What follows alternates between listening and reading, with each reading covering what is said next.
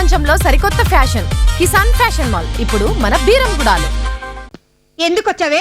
అక్షింతలు చేతిలో పెట్టి ఆశీర్వదించమ్మా అని అడగడానికి కాదులే, ఆవేశపడకు. అంటే అంటే మేం పెళ్లి చేసుకున్నాం. సుభాష్, ఎంత ధైర్యమే నీకు? అయినా పైసాకు పనికిరాని వీడు కట్టింది తాళేనంటావా?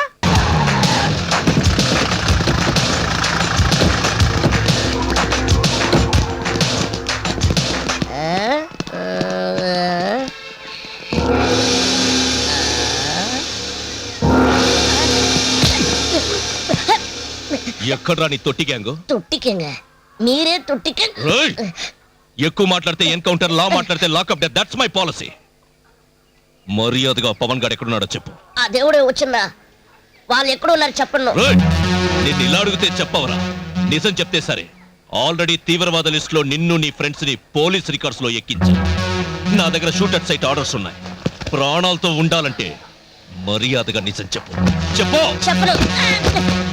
చెప్పు చెప్పరా? చెప్పు. సార్ కావాలంటే నన్ను చమ్మండి, వాళ్ళేం చెయ్యొద్దు. గాయత్రిని కలవాడనికి ఎయిర్పోర్ట్ కి వెళ్ళారు సార్. సార్ వద్దు సార్, సార్ వద్దు సార్. సార్ మీరేం కంగారు పడకండి. మీ అమ్మాయి పవన్ గారు ఎయిర్పోర్ట్ లో ఉన్నారు. నేను అక్కడికి వస్తున్నాను, మీరు త్వరగా అక్కడికి వచ్చే. Okay sir. వద్దు సార్. నేను ఇక్కడ నుంచి ఎయిర్పోర్ట్కి వెళ్ళే లోపు వీడిని వీళ్ళ కొట్టుల్ని ధ్వంసం చేయి. వెళ్ళండి. సార్ సార్ వద్దు సార్, ప్లీజ్ సార్. సార్ వద్దు సార్.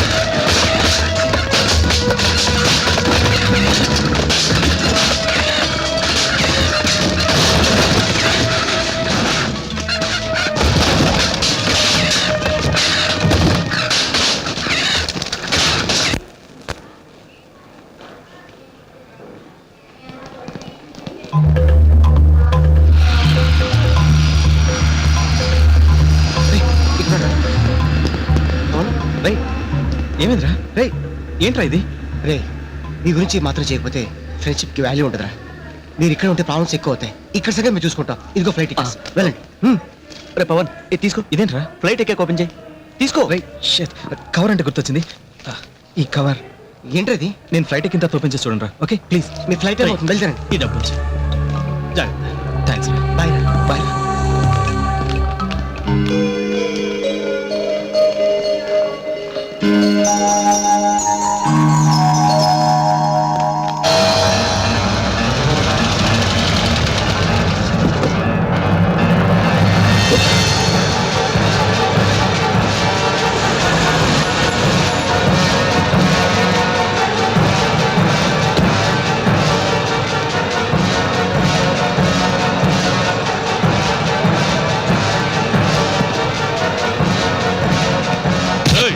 ఎక్కడ వాడు?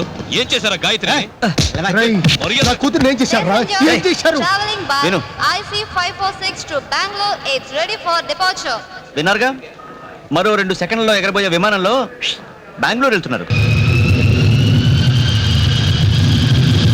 తిండికి టికానా లేని వెధవులు నా కూతుర్నే ఫ్లైట్ ఎక్కిస్తారా మిమ్మల్ని? ఆపో, పైసా కూడా గతి లేని ఎదవలే. నీకుంది కదా 2000 కోట్లు. నీకు దమ్ముంటే ఆకాశంలో ఎగిరే ఫ్లైట్ ఆపి నీ కూతురు పట్టుకెళ్ళు. ఫ్లైట్ లో ఎక్కించడానికే తట్టుకోలేకపోతున్నాడు. ఫ్లైట్ లో జరిగే తెలిసి మీరు తెలిసి ఏంటట? హలో, హార్ట్ స్టక్ అయిపోద్దమ్మా. ఏంటంత టెన్షన్ పడుతున్నావు? ఏ టెర్రరిస్ట్ లో ఫ్లైట్ హైజాక్ చేస్తారనా? మా నాన్న అంతకన్నా దుర్మార్గుడు. భయపడకు. ఎంత డబ్బున్నా మీ నాన్న ఆకాశంలోకి రౌడీని పంపించలేడుగా. ఏయ్, మన ఫ్రెండ్స్ ఫ్లైట్ ఎక్కిన తర్వాత కవర్ ఓపెన్ చేసి చూడమన్నారుగా, చూద్దామా?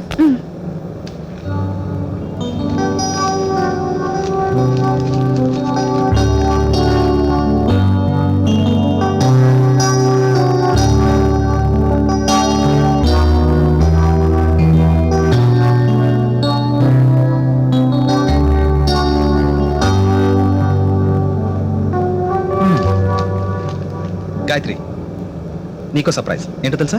ఏంటి? 1 సెకండ్. లేడీస్ అండ్ జెంటిల్మెన్, మీ అందరి టైము నేను కాసేపు వినియోగించుకుంటున్నందుకు క్షమించాలి. నాదో ప్రేమ కథ. సినిమాలో లాగే నా గర్ల్ ఫ్రెండ్ ఫాదర్ ఒక పెద్ద విలన్. అక్కడి నుంచి తప్పించుకుని ఎలాగో మేము ఈ ఫ్లైట్ ఎక్కాం. ఫ్లైట్ దిగేసరికి అక్కడ అతని మనుషులు ఉండరన్న గ్యారంటీ లేదు కాబట్టి ఇక్కడే మీ సమక్షంలోనే పెళ్లి చేసుకోవాలనుకుంటున్నాం. దయచేసి మీరంతా పెద్ద మనసుతో మమ్మల్ని ఆశీర్వదించాలి. గాయత్రి,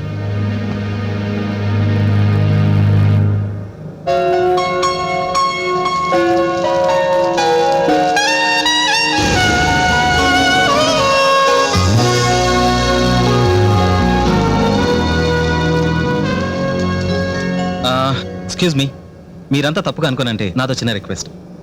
నేను మధ్యతరగతి కుటుంబానికి చెందినవాడిని. వీళ్ళ నాన్న పెద్ద కోటీశ్వరుడు. రేపటి రోజు నీ పెళ్లి చెల్లదని కూడా చెప్పొచ్చు. కాబట్టి మా పెళ్లి పెద్దలైన మీరంతా దయచేసి సాక్షి సంతకాలు చేస్తే మాకు హెల్ప్ చేసిన వాళ్ళు అవుతారు. Thank you.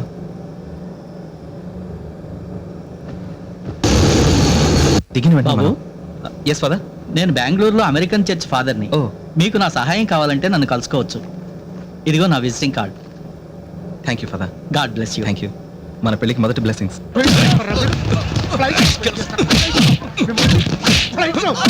సార్, వీళ్ళని వదిలేయండి. వీళ్ళ చికెన్ షాప్ని బీడా షాప్ని ధ్వంసం చేశాను. ఇంకేం చేస్తారు వీళ్ళు? అడుక్కు తింటారు. రండి పోదాం. అరే హబ్బన్న గౌడ, నేను జగన్నాథాన్ని మాట్లాడుతున్నాను. హైదరాబాద్ బెంగళూరు ఫ్లైట్ లో మా అమ్మాయి దిగుతోంది. దాంతో పాటు ఒకడు ఉంటాడు. వాడిని ఉంట పొలం వేసాను రా. రండి సార్. రే పవన్ గారి పరిస్థితి ఏంట్రా? ఏం కాదురా. లే బాబు, మన షాపులో అన్ని నువ్వు నడిచొచ్చి చెప్పేలాగా ఆ కమిషనర్ శుభంలో చెప్పేసి వెళ్ళిపోయాడు. ఎవరా నువ్వు? ఆ కవర్ ఏంట్రా? రే, ఈ కవర్ పవన్ గారు ఇచ్చారు కదరా.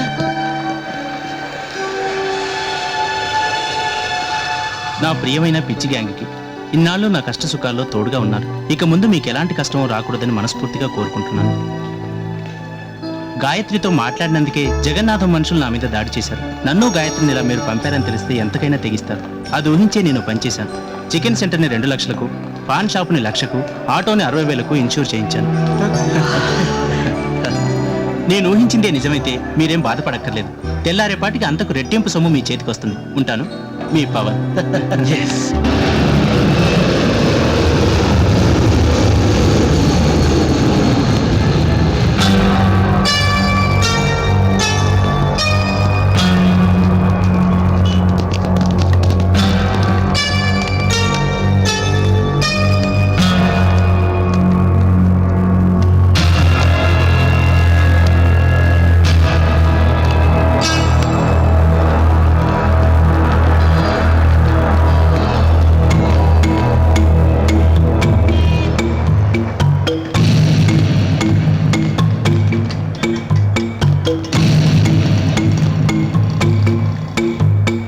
ఏం చేద్దాం?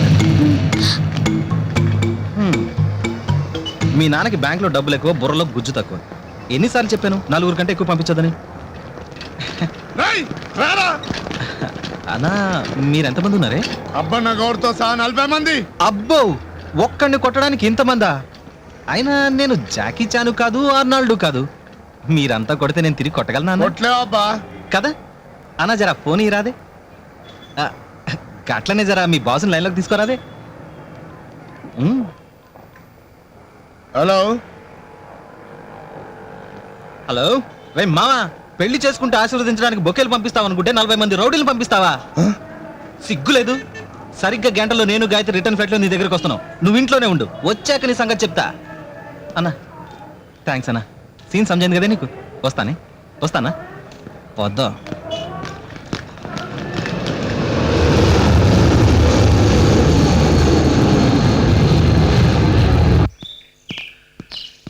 రా. ఆగు. ఎందుకొచ్చావే?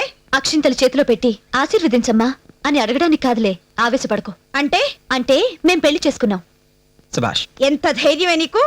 అయినా పైసాకు పనికిరాని వీడు కట్టింది తాళేనంటావా? తాళ్ళంటే నీ దృష్టిలో 10 తులాల బంగారం, కానీ నా దృష్టిలో ఎంతో పవిత్రమైంది. కన్న తల్లిని పట్టుకొని అవమానిస్తావా? అందరూ బిడ్డ అడ్డం పడితే సిజేరియన్ చేయించుకుంటారు, కానీ నువ్వు నొప్పులు పడ్డం ఇష్టం లేక సిజేరియన్ చేయించుకున్నావు. కన్న కడుపు తీపే నీకుంటే ఆయాల పంచన పెరిగే పరిస్థితి నాకొచ్చేదే కాదు. ఇప్పుడు నువ్వు కన్న తల్లివని నీ పోర్ట్ఫోలియో గుర్తు చేస్తే ప్రేమ పుట్టుకురాదు. ఎంతకు తెగించావు? ఆగండి. గాయత్రి మీద చేసుకునే హక్కు మీకు లేదు. నా పరువు ప్రతిష్టల మంట కలిపాక ఇది నా కూతురు కాదు, నేను దీని తండ్రిని కాను. ఎస్, ఇప్పుడు గాయత్రి నీ కూతురు కాదు, నా భార్య. నీ తాళి తెంపేసి నిన్ను ఎక్కడే చంపేస్తే చంపేసేయ్. మా పెళ్లికి సాక్షిగా ఉన్న 162 మంది పెద్దలు నేను బొక్కలో తోసి చిప్పకూడి తినిపిస్తారు మామ. ఒరేయ్, నా స్టేటస్ ఏమిటో నీకు తెలీదు. వీధికో ఇల్లు, ఊరికో ఫ్యాక్టరీ, స్టేట్కో ఇండస్ట్రీ. మరి నువ్వు పని పాట లేని బికారివి. స్విట్జర్లాండ్ లో పుట్టి పెరిగిన నా కూతుర్ని ఎలా పోషిస్తావురా? ఏయ్! నీ కూతురు స్విట్జర్లాండ్ లో పుట్టక ముందు సింగరాయకొండలో చెత్త కుండీల దగ్గర చిత్తు కాగితాలు ఏరుకునేవాడి. గుర్తులేదా? ఆఫ్టర్ ఆల్ నువ్వు చెత్త కుండి నుంచి కొత్త అవతారం ఎత్తినప్పుడు గుండె నిండా ఆత్మవిశ్వాసం, బుర్ర నిండా తెలివితేటలు ఉన్న నేను పైకి రాలేనా? చూడు, చట్ట ప్రకారం నాకు భార్య అయిన గాయత్రిని నీ కూతురిగా అప్పగిస్తున్నాను. 20 సంవత్సరాలుగా నువ్వెంత సంపాదించావో నేను కేవలం 1 సంవత్సరంలో సంపాదిస్తాను, తిరిగి వస్తాను. అప్పుడు నీ కూతురైన నా భార్యని తిరిగి నాకు అప్పగించాలి. ఈలోగా నా భార్యకి ఏమైనా జరిగిందో నీ భార్యకి నువ్వు మిగలవు. పవన్, పవన్,